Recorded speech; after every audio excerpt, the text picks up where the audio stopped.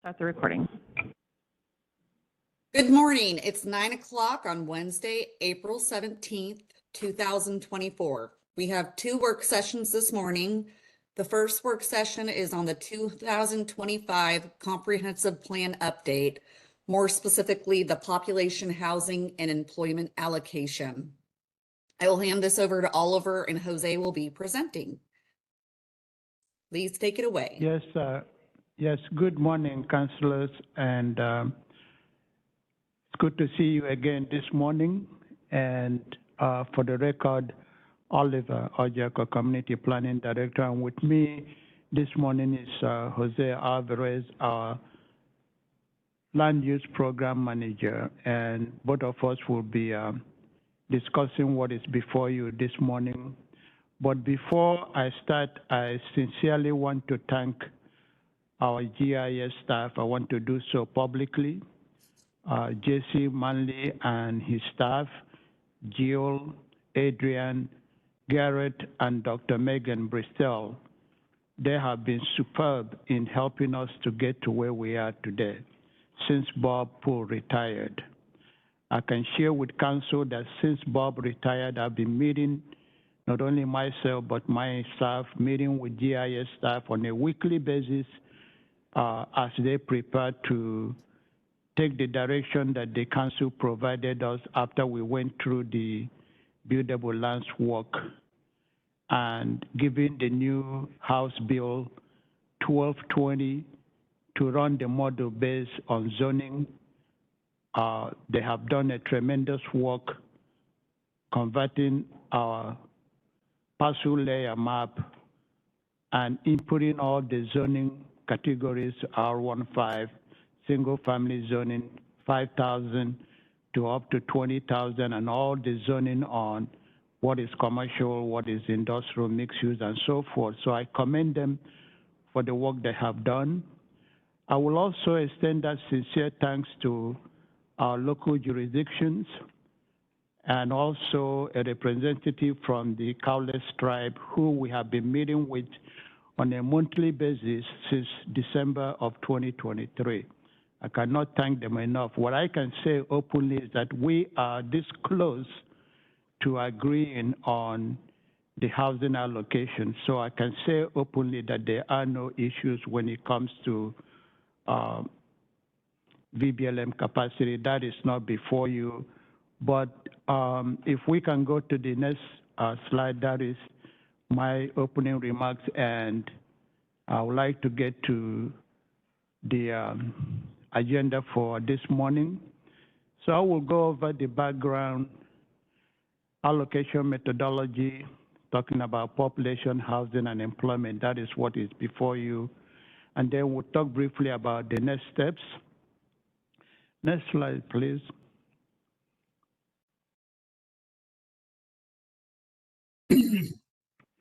Councilors, in terms of the background, this is really a progress report, a progress project for your information and for the public as well. When we started this project initiation or beginning of this process, we started that in early 2023 and continuing on in early 2024.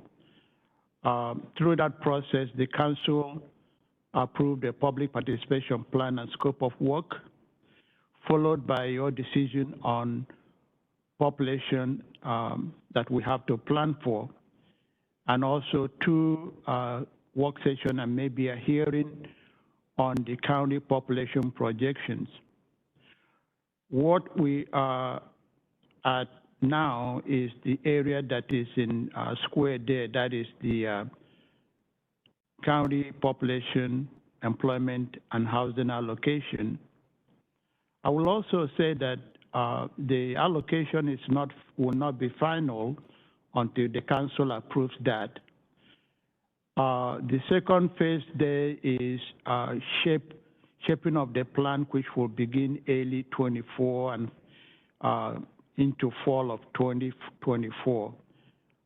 Currently, we have two checked off marks there. We have hired an environmental consultant to do the necessary environmental review when we get to alternative land use and then the preferred land use. All of this will be before the council.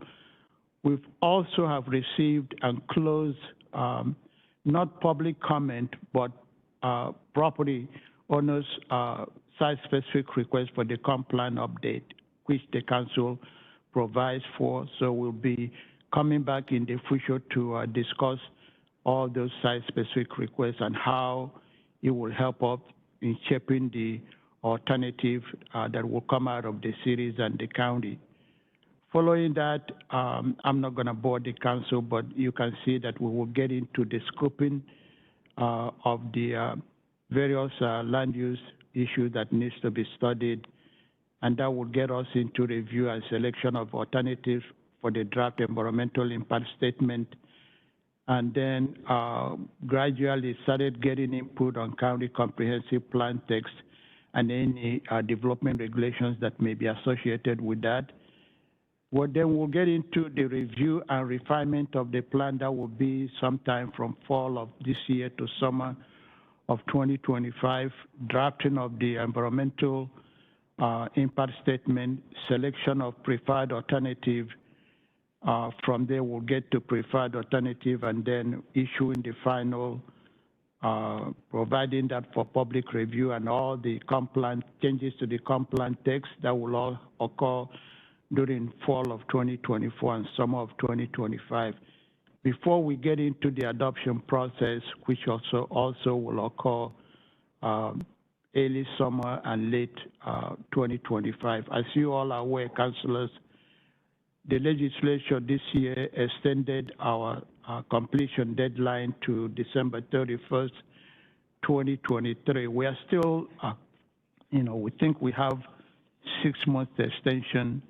That is really moving really fast on us, and the more we delay, I could say that we may not be able to meet that timeline, but I will work hard to see that we'll get there. Next slide, please. These again are the decision dates of action that the council have already taken. Just as an FYI, you did approve the public participation and preliminary scope of work March 21st of 2023 at your hearing. Similarly, at your May 2nd public hearing, you did provide us the population forecast to plan for, which is the 718,154 NDA 2045 population estimate of what the county population will be in 20 years, beginning 2025 to 2045.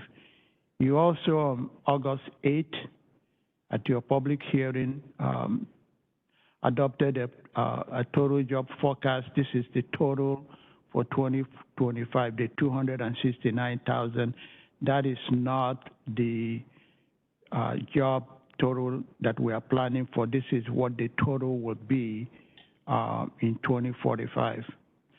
With that, if you don't have any questions for me, I will turn it over to Jose to go over the population allocation. And as part of that conversation or presentation, I will also add that we have been before the Planning Commission.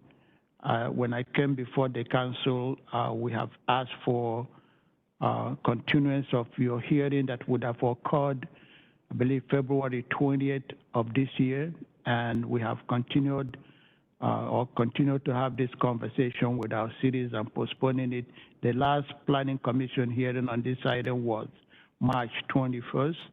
And I came to you saying we'll have this work session April 3rd, and then continue the hearing to a date certain, which you did, which would be April 23rd. We will have that conversation whether you would still like that hearing to be on April 23rd or would like to continue that again. But let me stop there. That may come as you have questions. So I'll turn it over to Jose. Both Jose and I are here to answer questions that you may have. Finally, I want to also share with the council that on February 20th of 2024, we did publish the VBLM output. We did a press release saying that that information is available for the general public and other stakeholders to provide us comment, review that, provide us comment. I will only share with the council that we received only 2 comments which we responded to. We have also responded to the consultant working with various jurisdictions. They've asked us questions, and I know that, or requests, and I know that our GIS staff have provided any requests that those consultants have made to us, and I have not heard any feedback yet as to what may be wrong or questions relating to the model. So all this will come in a form of question, but I want to share with the council that we made the VBLM output available and put a press release out February 20th, 2024. Thank you, councilors, and Jose. Thank you, Oliver. Chair, before we go on, I have just a question/comment, if I may. Yes. Go ahead, Council Marshall. Thank you. Thank you. And just looking at the timeline and having watched the last Planning Commission meeting and just thinking about the public's engagement in this process, it looks like I've been concerned that I don't really see a lot of the public. I see a lot of people who really have a stake, in the outcome of this related to what land is buildable and things like that. But with the Planning Commission in particular, there was really no one from the public, and I would just claim that there's a lot of the public that would be very interested in where affordable housing is going to be built and how much it would be built. So I don't know if there's any, I know you're very busy and I commend you for all the work that you're doing, but it does seem like there's some level of outreach that could better engage the general public in participating in this, because if the public review that's listed on the time frame is the fall of 24, I don't know. It just seems like a lot of the decisions that are in front of us now, how much of it will be baked and really not able to change as we move along. Good observation, councillors. What I would say is that we are planning on having open houses in May, but prior to that, we have made ourselves available to go to NAC, I've been to Propsel Neighborhood Association. I have been to, I believe it's North County Neighborhood Association meetings. So we've made ourselves available to any group that invites us to come talk to them. I have been to Identity Clark County. I have been to CREDC at their request. So we are making ourselves available to go talk to any group that invites us to do so, but I share your concern. On our website, we also have provided opportunity for folks to see what is being discussed before the Planning Commission and Council, and continue to provide us comment, input, and all our materials are on our website. But I think in the future, there is nothing yet to take out to the public to say, here's what the land use scenarios will look like. That will come really after your decision on the allocation. I will be making myself available and my staff. I've reached out to the cities that as they are having their own open house and let us know, we will be there to also present what is it that the county is doing, and vice versa. We will invite them to come to ours. So, but at this point, I take your concern, and we will make every effort to comply and stay within the public participation plan that the council approved. Thank you. And it's not to fault your efforts. I think there's a certain technical nature of this that really just makes it difficult for the public, the general public, to participate.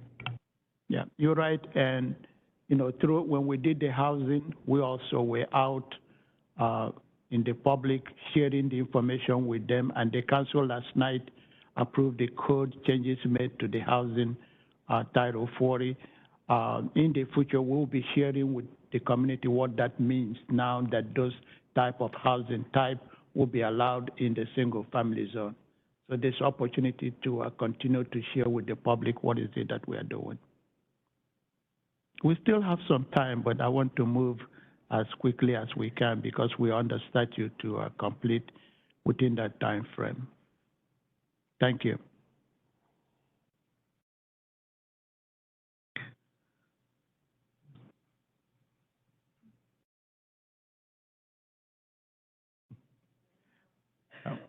No problem. Good morning, councilors. Jose Alvarez with Community Planning. In reviewing sort of my notes and this process, this may look familiar to you. I think we gave a very similar presentation back in January that discussed the methodology and the allocation. So I'll try to go through this quickly.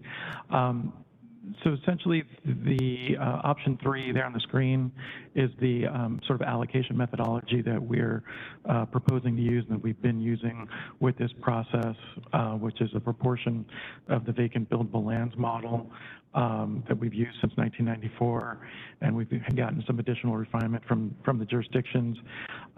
This fits in well with the new tool that we're required to use, the Housing for All planning tool that we'll get into in a moment.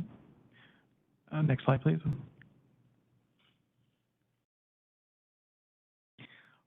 So here's just a list of some of the considerations and some of the items that have already been discussed and that have already been adopted. Sort of the key things in this is the one change is the urban-rural split, where historically we've used a 90-10 split. And the 95-5 comes from the buildable lands report, where we observed about a 94-6 split in those 6 years of growth that we were measuring. And then again, the utilization of the population allocation using the Housing for All planning tool that the Department of Commerce developed. Next slide, please. So in terms of the BBLM update, there was some work done, again, as part of the Buildable Lands Report several years ago. Since that time, there were some changes in legislation in HB 1220 and guidance from Commerce that really required us to use a model that's based on zoning. Our model had been based on comp plan designation, so we had to reconfigure the model to be able to do that, to change the logic to calculate the capacity based on zoning.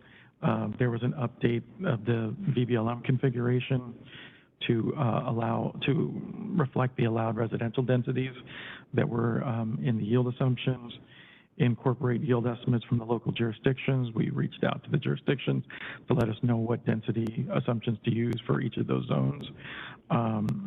And then also the model now has a document special cases exception to the established logic.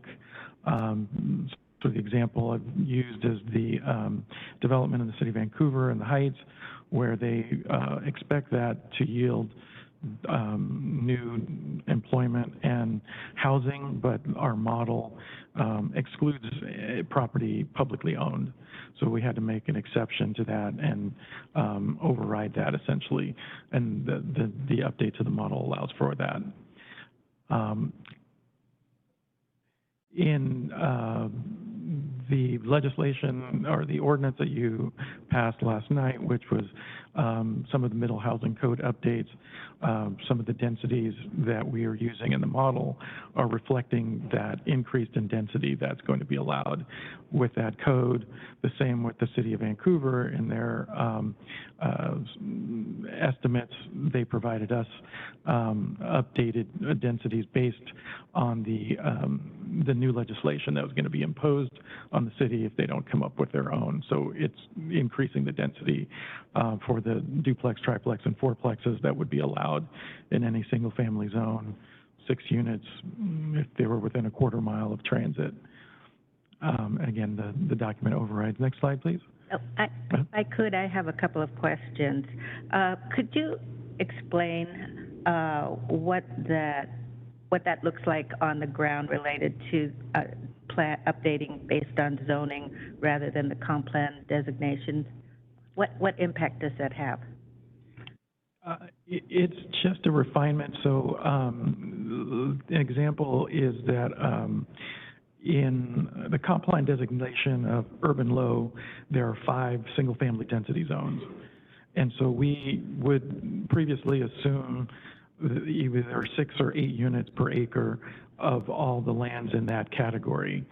Now we have a different density assumption for each of those zones within that category. So it gets more specific from 4 to 8 units an acre within that range. And based on that, and with the middle housing code updates, does that change the assumptions in the vacant buildable lands model at all? I kind of hate to bring that up, but I was curious. So the short answer is yes, and we made the change as we were going through the process. So when we were updating the vacant buildable lands model, we knew that that was something that was forthcoming, so we made a change to update that to reflect what was going to be adopted. Okay, thank you.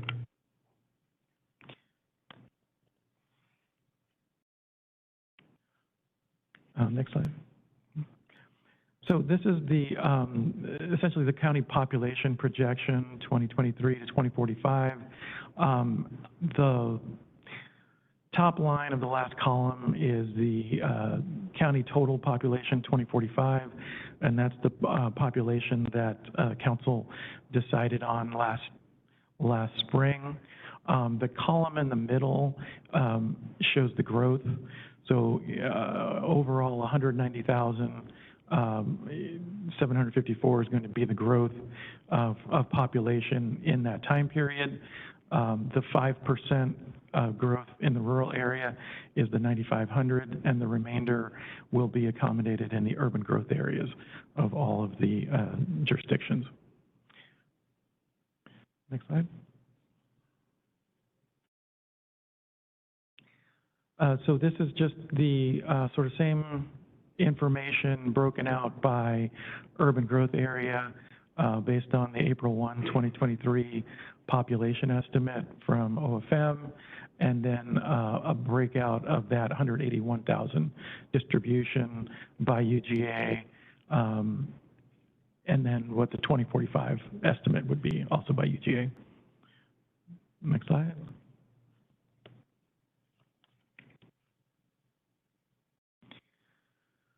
So one of the requirements in the legislation that was recently passed is really requiring jurisdictions to have housing needs projections, and that those we do planning for our housing growth, but by income bands, where historically we had a number of population, we divide by persons per household, and we distribute that growth.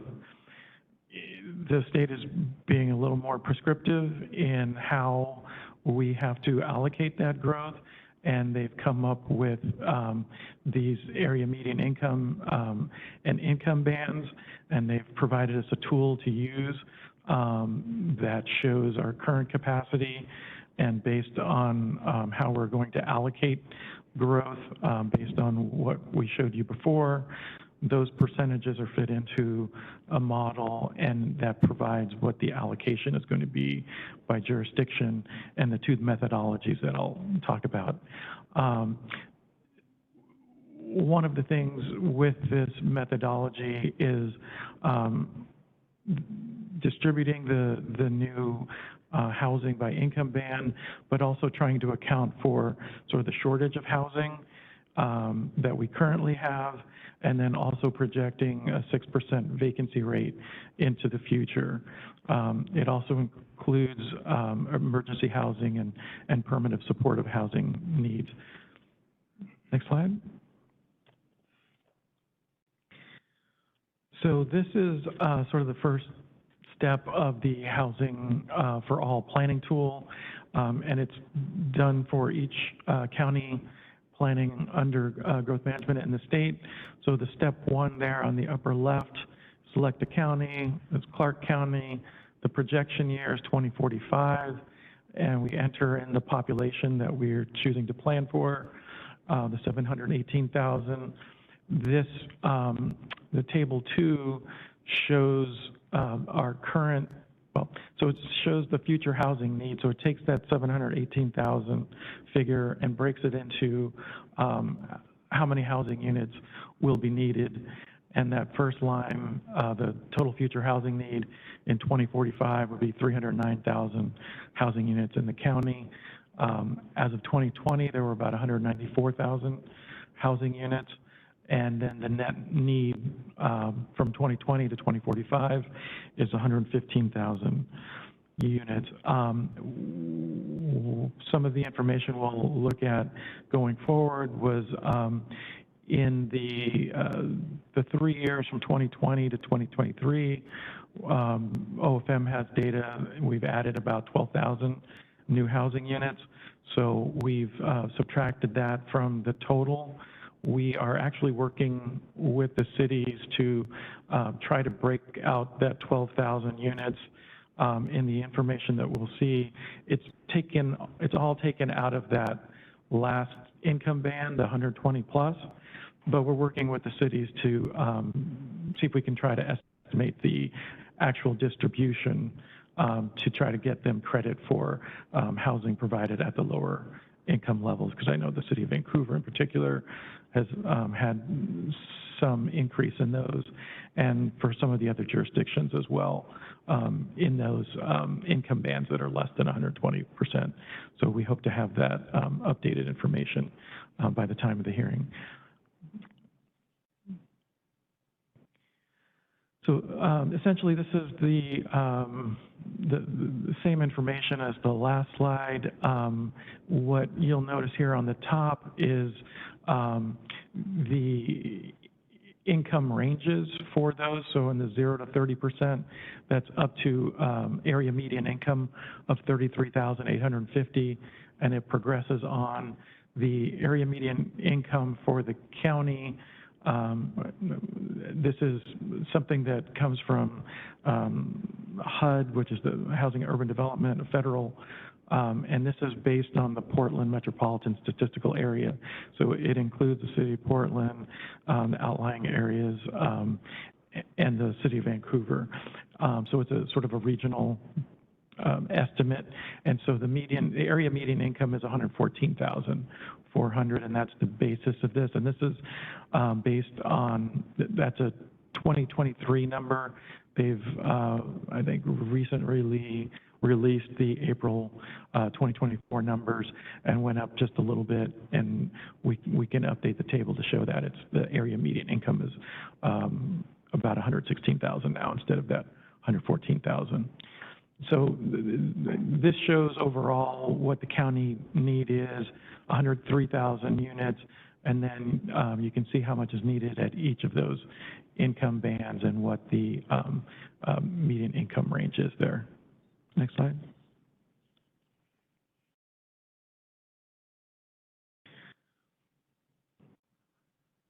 Okay, and so this slide just breaks this down from the county level and by jurisdiction into the urban growth areas, and you can see what the, yep, okay. Mm-hmm. So this is the distribution of the population using one of the two methodologies that the state has provided, which is Method A, which is sort of an even distribution by population size for jurisdiction. So in those percentage totals at the bottom, they should roughly equal that amount for each of the jurisdictions, the 12%, 7, 17, 17 and on through. the percentages get a little wacky when we adjusted for that, the growth from 2020 to 2023. But it's really trying to have an even distribution of the new growth throughout the jurisdictions. Next slide, please. Jose, question, back on the Yes. last slide. What is, Mhm. would you remind us, what is the definition of non-PSH in that first column of 12%? That's non-permanent supportive housing. The PSH is permanent supportive housing. And what does that mean? Non-permanent supportive housing.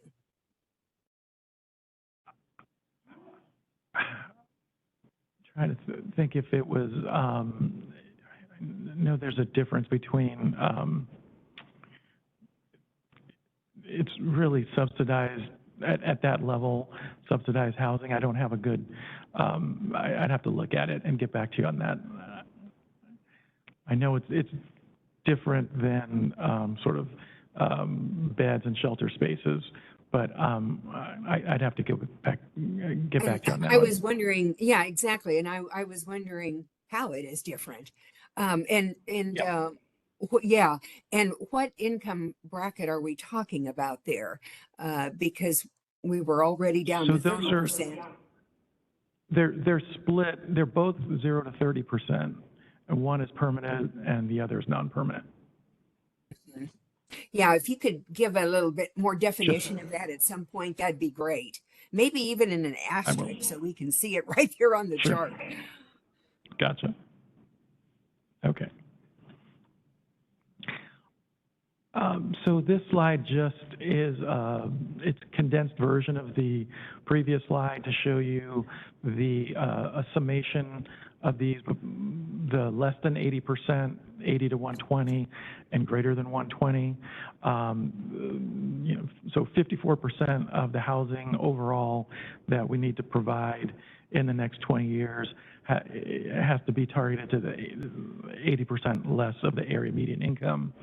The 80 to 120 is about 19%, and greater than 120 is 27%.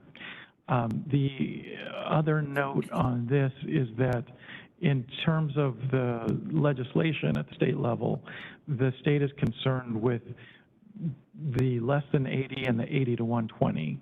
They include the greater than 120 so that the numbers add up, but that's not something that they're going to be measuring when we have to sort of show compliance with the law.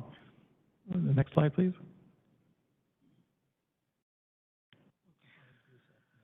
Yep. So this is the other methodology that the state devised, which is method B, and this is really spreading the new units based on when at the end point there's more equilibrium. So if a jurisdiction is providing more low-income housing now or currently, then they would have to provide less. And if you're not providing much low-income housing or have much in your jurisdiction, you would have to provide more so that at the end of the 20-year period, there's more of an equilibrium than currently exists. Jose, question. So back again to that previous slide. How then is it determined? I mean, what is the formula, for example, if you just take where are we? Let's see. Well, just take Vancouver unincorporated and rural Clark County. What's the formula for coming up with that? Somewhere there is a designation of how much is currently being provided, apparently, that is in that formula. Yes. And where is that? Is that a column that we could see, or? So there is essentially a spreadsheet that the state has provided to the jurisdictions. When I showed you that first chart that has, the county and where you can put in your the year and population. There's another spreadsheet that has these embedded formulas in it that takes into account what each jurisdiction has as of 2020 by those different income ranges. And then it has an embedded formula that we don't have access to, or like we can't manipulate, that tries to for method A, distributes them evenly, and for under method B, tries to balance those out. I can share the spreadsheet with you so you can see how that works. We have that, but the embedded formula is very difficult to decipher. So if we But can't it's using, change, correct. if we can't change the embedded formula, who is it that we're trusting that they did it right on that? What entity did that? Is that the state That's the or Department of HUD, or Commerce. who did that? That's the Department of Commerce, the state. So the way that this works is that we can use either of the formulas that or either of the methodologies that they've provided, or we can come up with our own, as long as countywide the totals equal. We provide what we're supposed to at the end, countywide. How we choose to distribute those amongst jurisdictions is a local decision, but they've provided sort of two goalposts essentially for the local jurisdictions to consider. Mhm. Thank you. Mhm. I'm just noting too that if they had not chosen 80 to 120 and had chosen instead 50 to 120, our measurements would be quite different here. So who made those choices? Was that again DOC or HUD, or That who was did that? up to 120 is, I believe, in the legislation that was passed by the Washington State Legislature as I'm more middle focused on housing. the lower number, the not the less greater than 80, but why didn't somebody choose greater than 50? I mean, who did that? Those who chose those income bands? Yes. Why is it not greater than 50 to 120? That's in that grouped band that we saw in a previous slide. They chose greater than 80 to 120, which makes a big difference in the outcome of the housing to be provided. Okay, so the previous slide just condenses those. This is how this is how the state has it in those categories: the 80 to 100 and 100 to 120. I condensed those just so that for clarity to see the difference between the less than 80, the 80 to 120, and greater than 120, so you could see the percentages overall and what the impact is with those three categories instead of these. Well, if we were to put greater than 50 to 120, the outcome would be a lot different as far as the housing is concerned. Correct. The issue is that the next step in this is trying to configure the type of housing that we'd have to build that would meet that 50 to 80. Most likely the 80 and below are going to be apartments. The 80 to 120 could be that middle housing and single family housing. And the greater than 120 is going to be single family housing. So that's part of the rationale for that distribution. Maybe, but do we know that people in that 80% group would choose an apartment? Might they not choose a smaller home? It's not about it's about what it costs, Yeah. what someone at that income level can afford. Yes. So it could be if a single family home is affordable at that level, it could fall into that category, but not many do. Well, rent is getting pretty high too. So just a note as to the huge difference that that one particular column makes in the outcome. So That's correct, councillors. But I think the way this is structured is, based on the area median income, what folks can be able to afford, given all the other expenditures. So this is why it is broken down by the income band. The condensation that Jose provided was just to show what the three ranges will look like if you go to less than 80, 80 to 120, and then 120 and above, just to show what that looks like. But we should be focusing more on the category that shows us, or the table that shows us, which is method A, even though both of them are, but the one that shows you the which will provide you what that means, the non-permanent special housing and the permanent housing, and then less than 30 to 50, greater than 50 to 80, greater than 50 to 100, and 120. That's really the table to focus on in terms of housing type and what folks in that income bracket may be able to afford. And if you go to the next slide, this is also the summation in method B.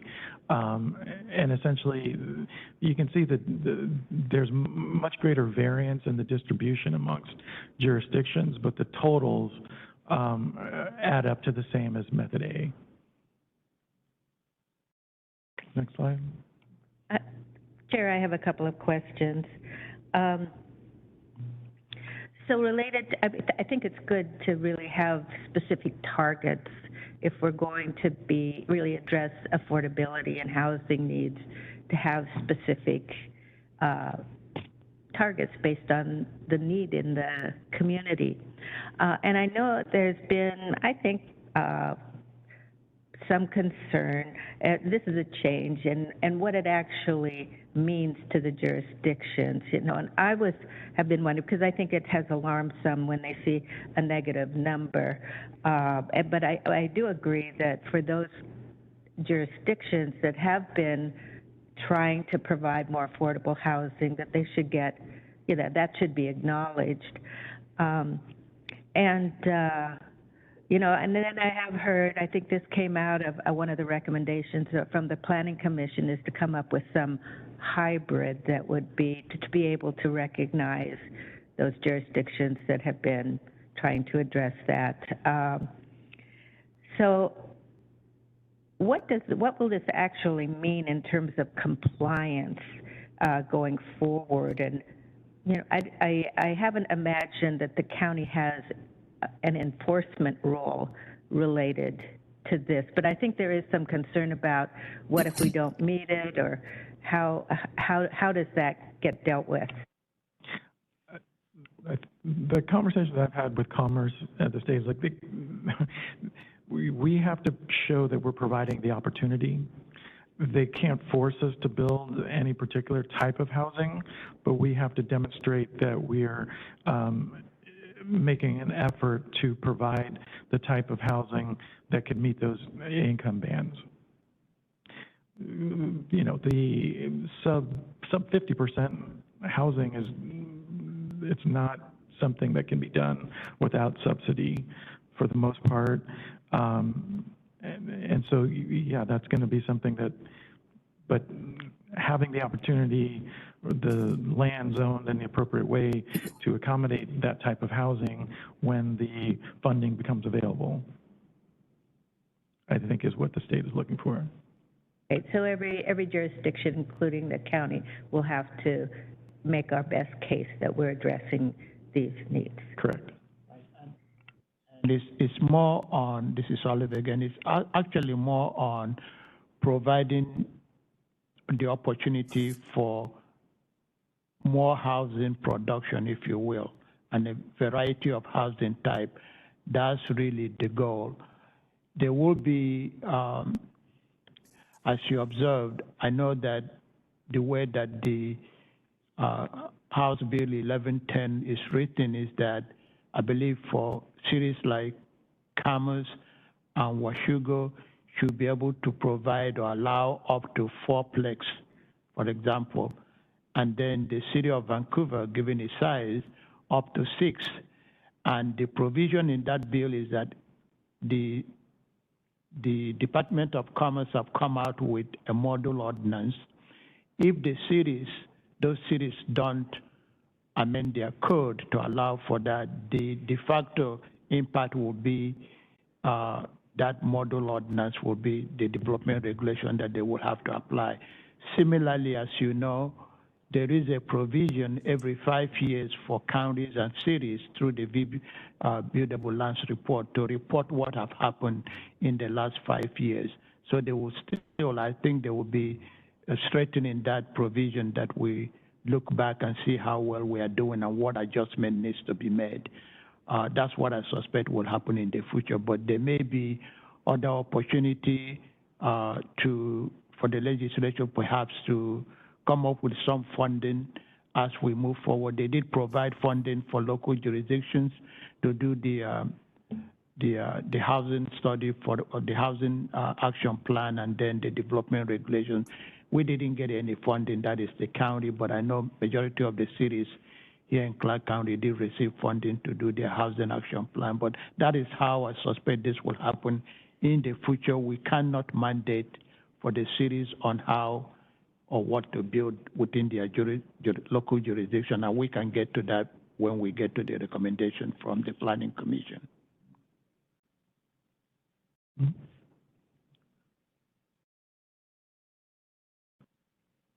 Okay, so here we're moving into the employment capacity and allocation by UGA, and this is a new slide that we came up with after the Planning Commission hearing.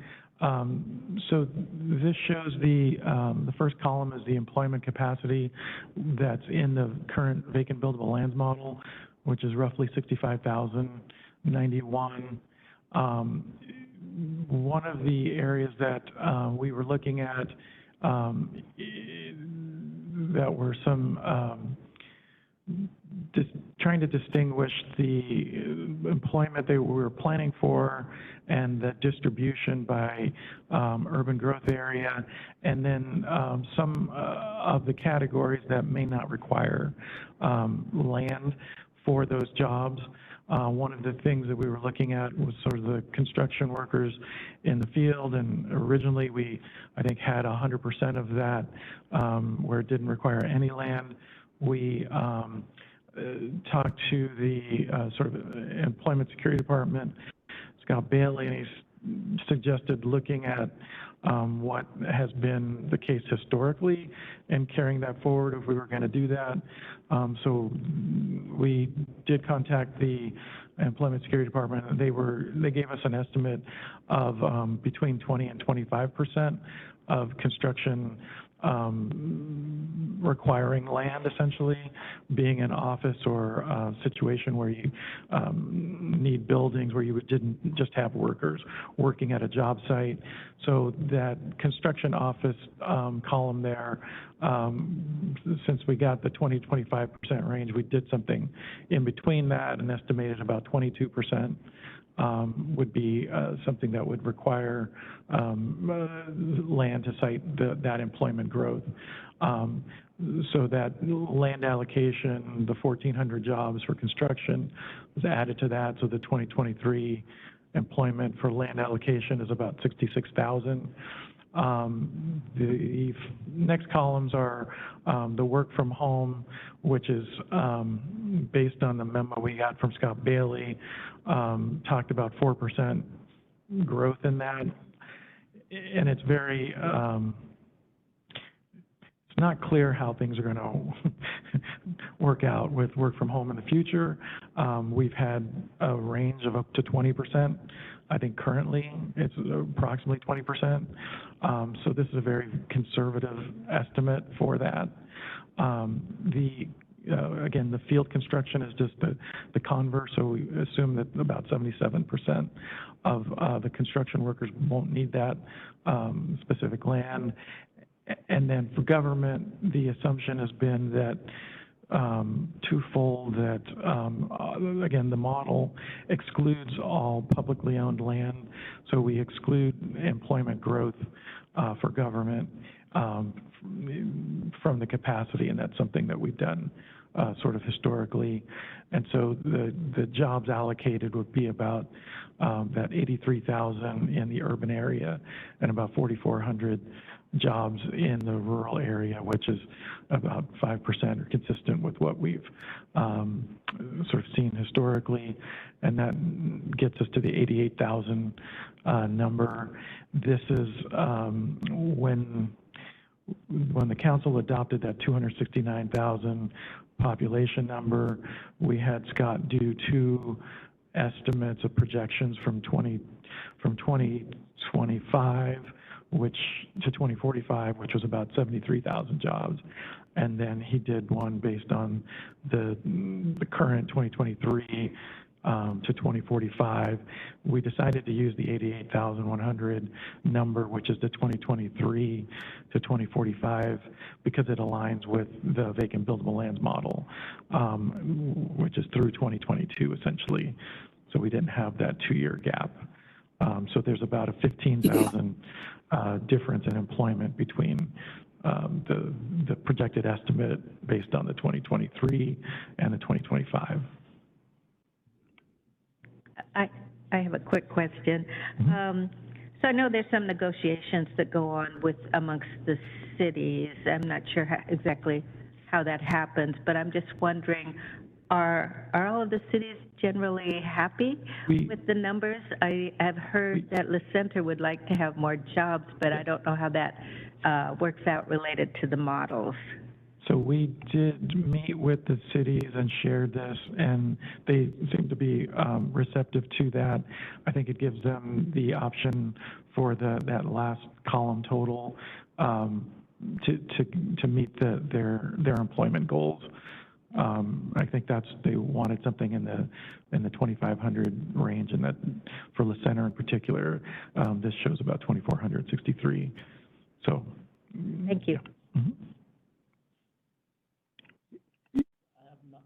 I have nothing to add. I'm glad you brought that up, but this table that Jose is sharing with you, don't want to speak for all the cities, but they appear to be supportive of this. That's why we're sharing it with you.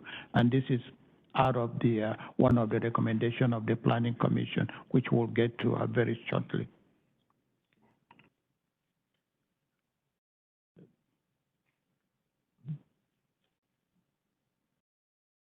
Councilors, this slide shows the recommendation of the Planning Commission following their March 21st hearing. The first recommendation here is that the county council adopt a modified version of Method A for housing allocation to give the most flexibility for local planning in each city. The second recommendation is for council to seek what they're calling a careful analysis of Vancouver's assumption of mixed-use zones and low-density residential zones to verify the feasibility of actual achieved densities for homes and jobs. And finally, that the council reinstate land capacity for construction jobs and have a detailed review before finalizing land inventory for all jobs. I can say that with the last table we share with you and our discussion with the local jurisdictions, we appear to have addressed that last column or last recommendation. As I stated in the beginning of my remarks, it is my understanding we did share with the cities a hybrid of Method A and B at our last meeting early this month. I believe it was April 4th. And we did not arrive at a consensus, but we are this close to achieving that. And it is my understanding that the cities I'm meeting today with representatives from the City of Commerce. I don't know what the outcome of that would be, but I will continue to say that we are this close to having a hybrid, or whether they want to go back to Method B, I don't know, but I hope they will reach some consensus. This is how other counties have done it, having a group of local jurisdictions working on it until they agree on a version of either A or B. The second recommendation, and this is going to come before the council, I would be very, in my opinion, cautious about that, this particular second recommendation, but it's up to the council. It is recommendation from the Planning Commission. Oliver is not here to change that, but I will say that we really, when I say we, the county doesn't have any land use jurisdiction within any city to dictate for them how they develop. So I just want to put that out here. I know that our legal counsel are here, but these are the three recommendations from the Planning Commission. I think the question for us will be, we have a hearing that was continued to April 3rd, April 23rd. I don't know what is the desires of the council, whether you want to maintain that April 23rd date hearing, or whether you want to continue that to next month and give us and the cities additional time to see if we can agree on the hybrid. Don't know what the council wants to do. So I'll stop there. Oliver, I was actually going to ask you about that because it was mentioned at last night's council meeting. And I know the city of Vancouver has granted an extension. Is it possible that we could do that for our stakeholders and based on the motions of the Planning Commission? Again, I would not say no. It's up to the council to say yes. And I see our legal counsel coming to the table to chime in here. So I'll let our legal counsel respond, but it's going to be your call, councilors. Thank you. Thank you, Oliver. And Chair Belcott, the hearing that is scheduled for the 23rd of April was postponed to a date and time certain at a prior hearing. So if the council would like to consider postponing that again, I think that you need to convene the hearing on the 23rd and then again have a motion for continuance to a date and time certain. But that is certainly within the council's power. Thank you, Chris. Chair and Kathleen, I'd like to ask, I've heard different dates suggested by those in our community. Some of them as quickly as a week after, which would be, I believe, the 30th. Would something like that be possible? I'm not asking you, Chris, what would be involved procedurally, but from a scheduling perspective.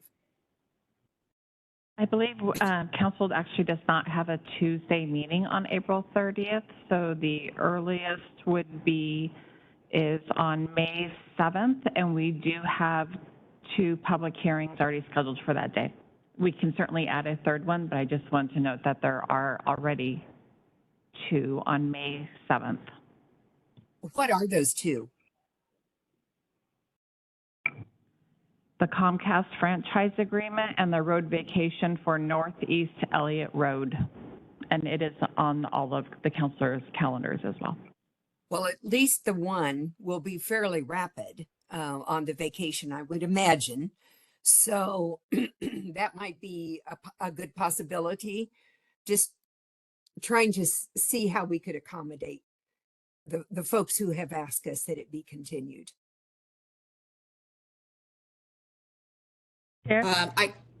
Go ahead, Councilor Marshall. Wait, if you were not finished, do continue, but I have a couple things. Go ahead. I just have one comment before you. I'm just a little concerned too by the public commenting period, that the public has enough time to comment after the date has been extended to. Oliver, what was, the projected public comment period if everything was due on the 23rd of April?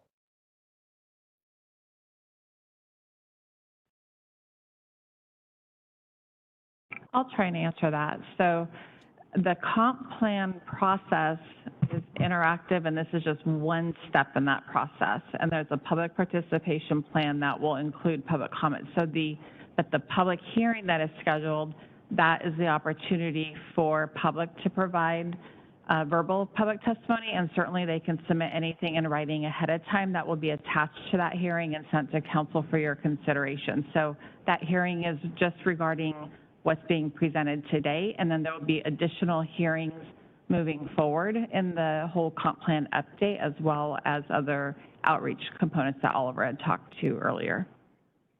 But the Thank you, public Kathleen. can start, yeah, and the public can certainly, and we've seen it, send in written public comments ahead of time, and we get that to council and make it part of the official record with this public hearing scheduled. Okay, Councilor Marshall? Chair? Yes, thank you. I'm really strongly leaning towards not extending the time. I'm concerned that this has already been delayed and that further, I don't know what additionally will be coming before us if it is delayed, if the cities are, you know, this close to agreement on the allocation for the housing. And this careful, if it's the careful analysis of Vancouver's assumptions, who in fact is doing that? If that's what the delay is for, this careful analysis, who is doing this careful analysis? We're not doing that careful analysis of Vancouver's assumptions.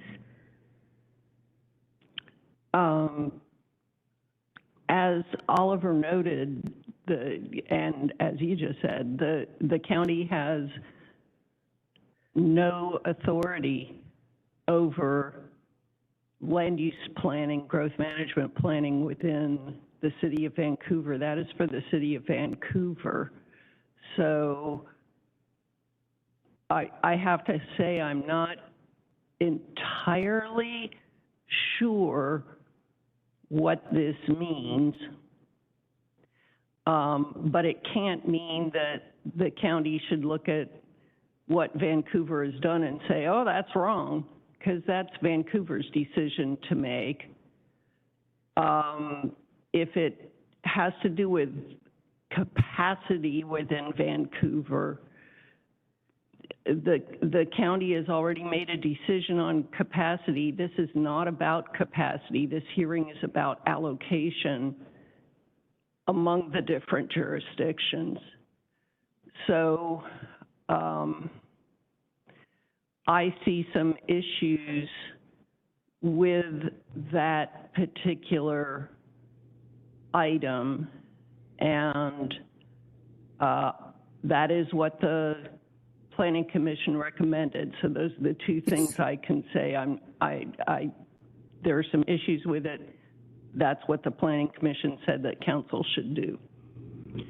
And Chair, can I ask a quick 2 follow-up questions? And I should probably know the answer to them, but 2. The first one, Councilor Belcott, you had mentioned that the City of Vancouver granted an extension. And maybe I missed what extension that they have granted, but could you explain that? And then the second one, just to piggyback off of what Chris was just talking about capacity. And I'm going to look to staff and legal. The capacity issue or decision was made during the vacant buildable lands model, which was completed and approved by council a year and a half, 2 years ago, whenever that happened. I just want to make sure that that's accurate as well, which I think is the distinction of the capacity discussion at the Planning Commission. That was actually prior decisions that were already made, and now we're moving forward with the allocation process. Okay, just to clarify, Kathleen, Vancouver requested the public hearing out based on some of the information that they were waiting for, or at least it seems that they were waiting for from the county to produce based on the recent planning commission meetings. Okay, thank you.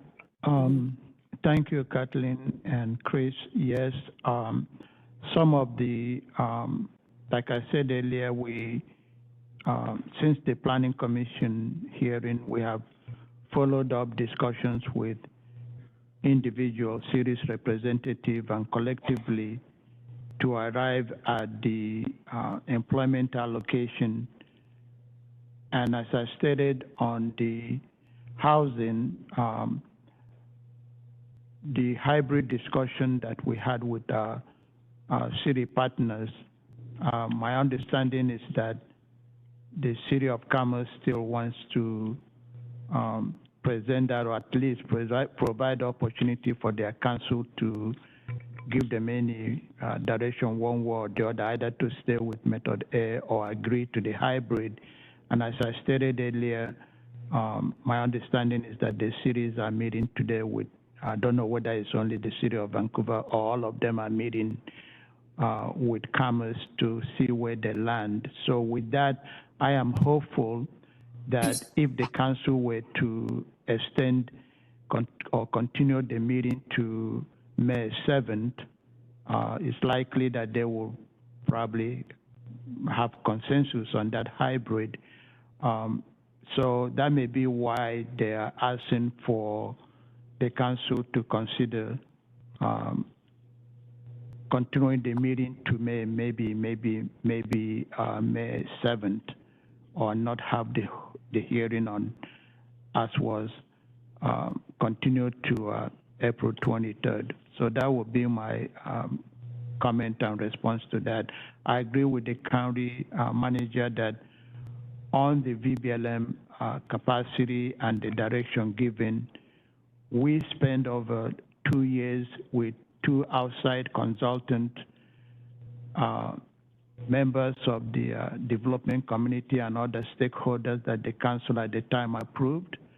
And we had what I may call a robust discussions, studies done by our own internal GIS staff, which is not part of my department, and presented that information before the council.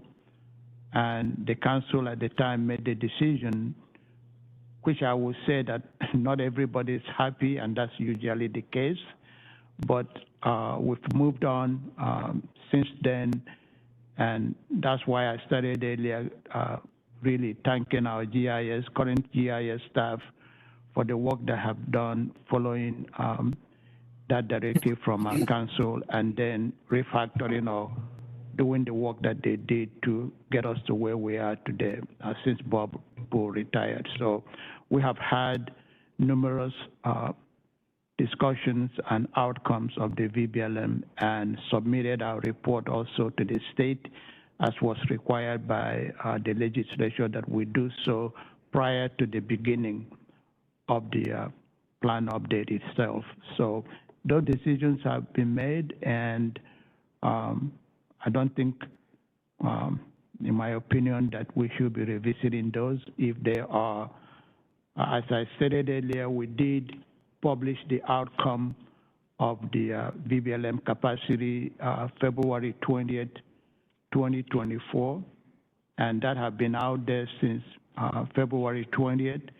I heard last night that from a representative of the BIA that they're looking at the model, and I'm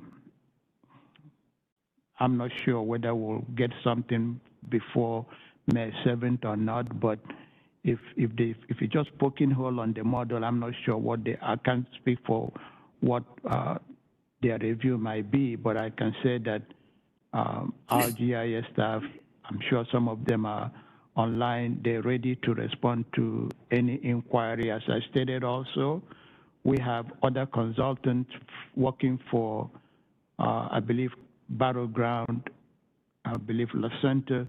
They have requested input from our GIS staff to help them understand some of the input, and our GIS have responded, and we will be available to respond to any issue that have come up. So I will stop there, and I know we had next steps or questions from the council, so that's my response. It's a long-winded response. Chair? Go ahead, Councilor Young. I just would like to clarify something, and it has to do with this discussion that we're having right now.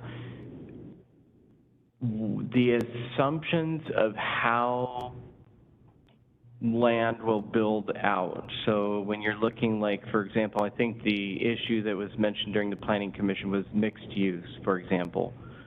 So the number of housing, the number of jobs that will be produced from that particular land zone, is that is a part of the VBLM?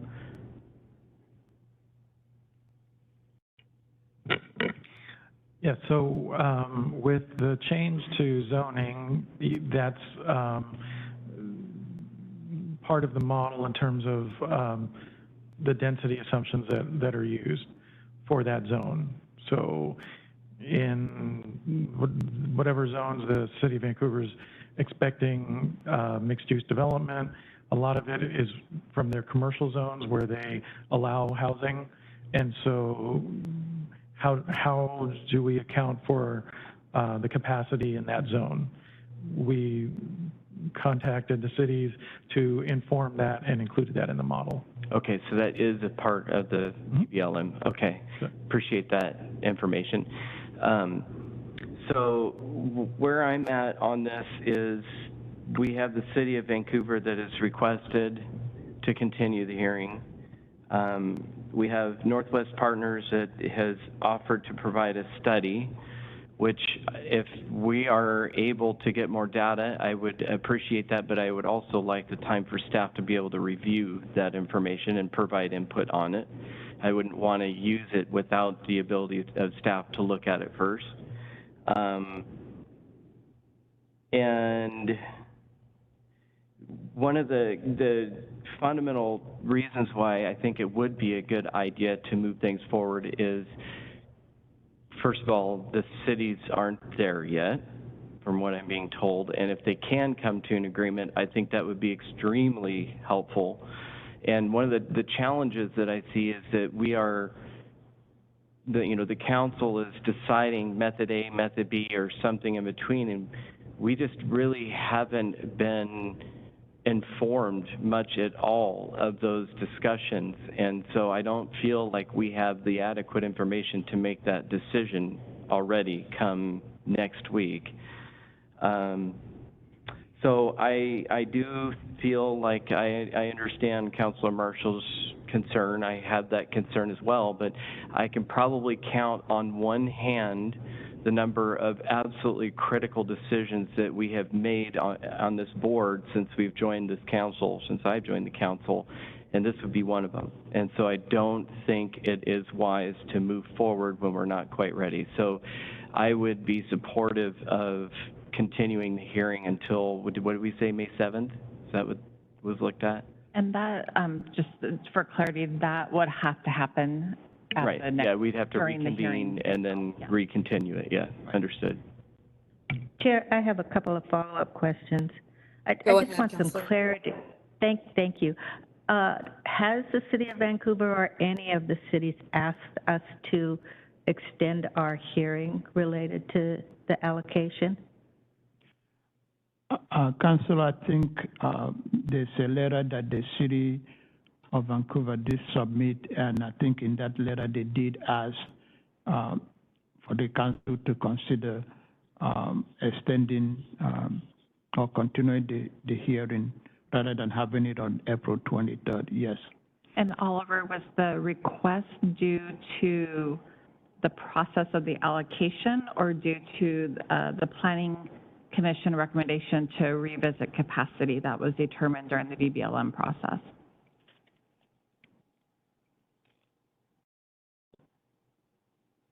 I think it's broad, and as a result of the Planning Commission recommendation. And prior to that, I don't think we have agreed on the employment allocation, which we did at our last April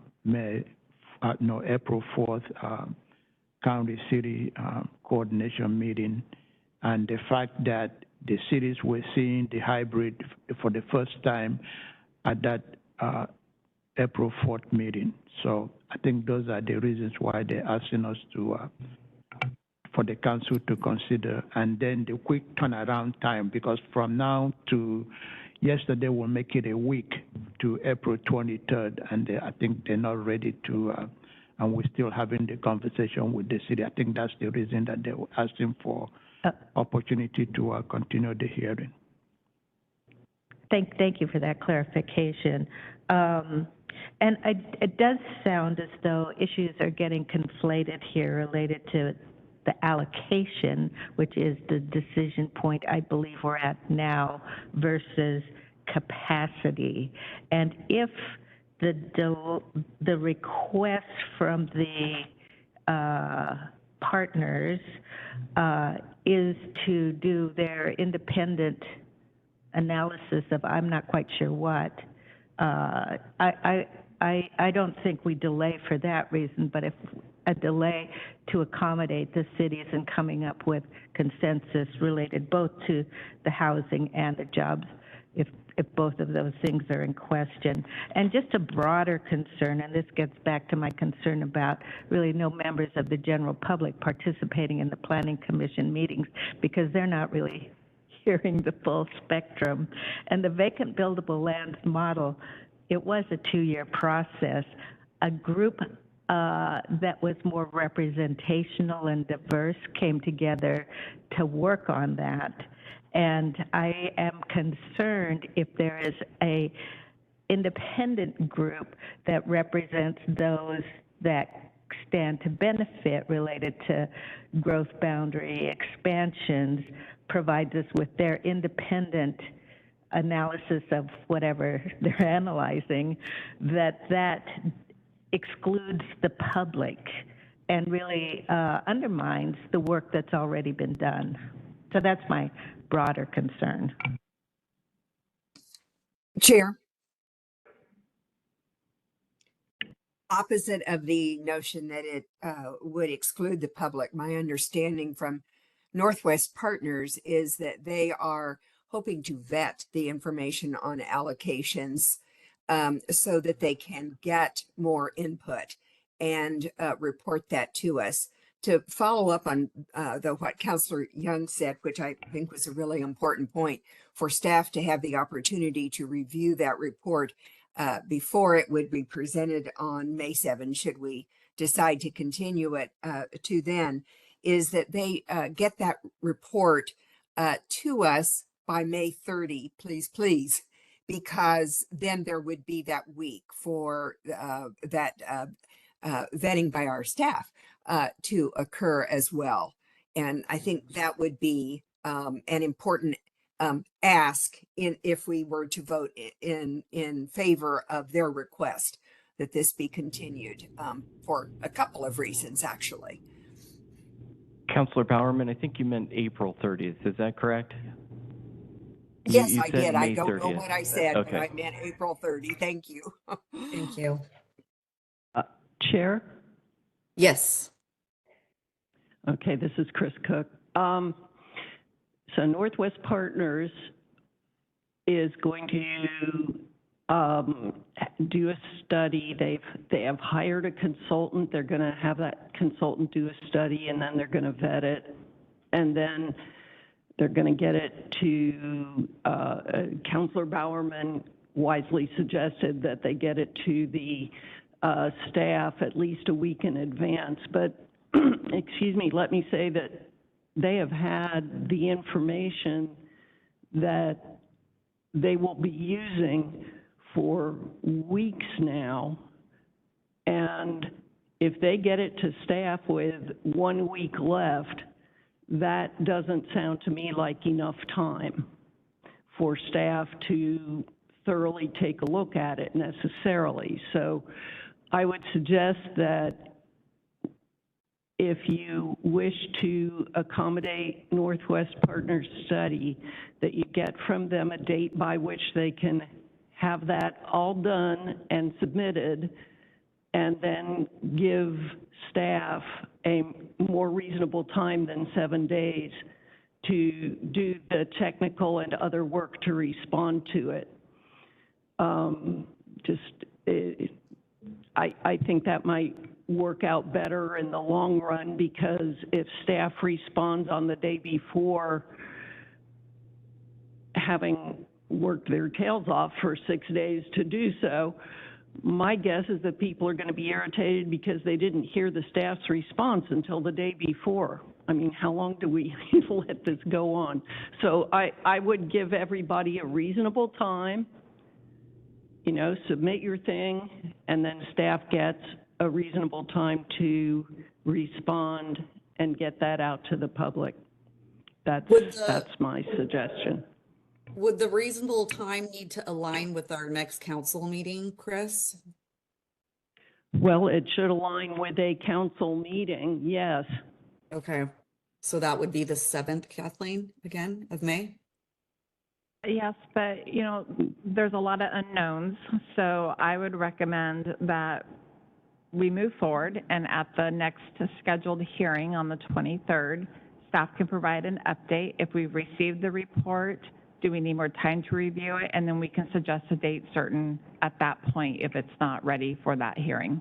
So there's a lot of moving parts to get us there, and I don't think we can, I wouldn't be comfortable putting the specific time in there until we actually have some additional information, and we'll find out how the cities are doing as well, because we don't have that information as well. So on the scheduled hearing that's already posted, I would recommend staff give an update on where the cities are, if they received the report, how much time do they need to have the report, and then we can propose a date certain to ensure that reasonableness of everybody.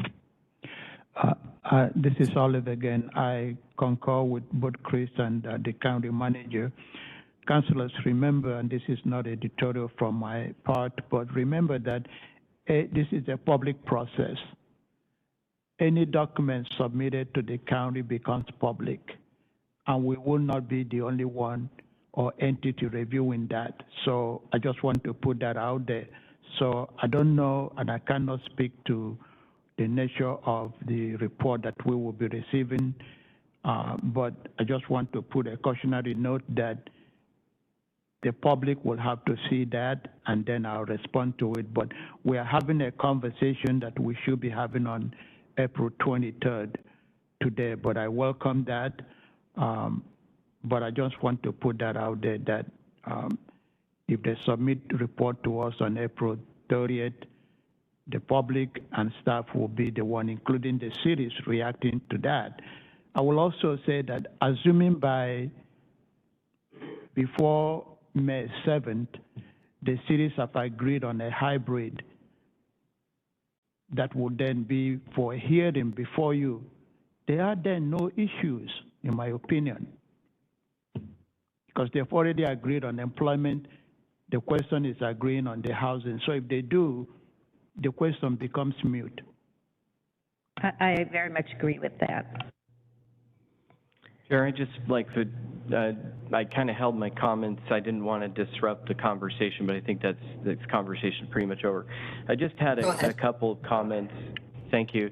And I appreciate all of your work. Really do appreciate all the work from the public. This is just an amazing process that we have to go through, and it's made more and more complicated each time the county goes through it. And this is just kind of to vocally voice my frustrations with some of the new state laws that have come through, and I absolutely appreciate the intent behind it. I absolutely do, and we need to become more focused on how we can provide housing for everyone. My concern with it is that it feels to me like we've lost the true element of planning, which is what are our goals? What do we want Clark County to look like, to be like 20 years from now? one of those big things that are lacking from discussion is homeownership. I mean, we built everything that, I mean, we've been running around like chickens with their head cut off, trying to figure out how, you know, we fix all these different percentages of AMI, and we haven't taken the time, and this is not a reflection of the lack of staff's effort by any means. It's just frustration with the state laws, it is. But if we aren't paying attention to having a true desire and trying to influence things like home ownership in our county, then how do we end up? Yeah, I mean, maybe we do have enough housing for everybody, but if it's all rentals, that will fundamentally change our county. So it's very disappointing to be pushed so far and directed so detailed like this to where we have stopped, or we no longer have the ability to do fundamental planning and goal setting for what we want Clark County to look like in 20 years. And then just a little side note, totally separate from that, but kind of related to this, I still fundamentally disagree with the zero land for government jobs. I just, you know, we started out, Clark County started out, City of Vancouver with no land, and now we've gotten to this point where we have a lot of land, and that is going to continue. I mean, there's going to be, we can only create more efficiencies so much, but when we gain 200,000 in population, we are going to need more land for that. But that being said, I appreciate the work today and look forward to the discussion moving forward. Thank you, Councilor Young. Okay. Councilors, if we may, if you're done with the question, I think we have the final slides to go over with you quickly. Yes, please go ahead. Thank you. Councilors, as we already been discussing, April 23rd is the date continued for this hearing item, or this where we are in the process. So if at the April 23rd hearing, the council will consider extension if that's the desire of the council. But I would say that in terms of the next steps, after the allocation, which is the function of the council, what will happen in terms of process will be working with our local jurisdictions again to begin to identify alternative land use scenarios, and that will be used to inform our transportation modeling, our state environmental policy at threshold determination, and then consideration of proposals from the cities. And as I stated earlier, that will be very helpful, although not required, but that will be very helpful in us going out to the public and sharing with them what the land use scenarios will look like. But we will, of course, be conceptually, after the allocation, share with the public the decision that the council have made and how that could potentially impact how we decide to grow in the future. But that will give us opportunity to firmly begin to talk with the public when we go out, and also to follow what the cities are doing before we can even get to land use scenarios and what needs to be studied in the final EIS. So that's the process in terms of next steps. I thank you for your discussion and questions this morning. Don't want to take your time. I know there's another work session. Again, I want to commend my staff and our GIS staff. I cannot thank them enough for the work that they've done, especially Dr. Megan Brittel and Jesse and his staff. Thank you, councilors.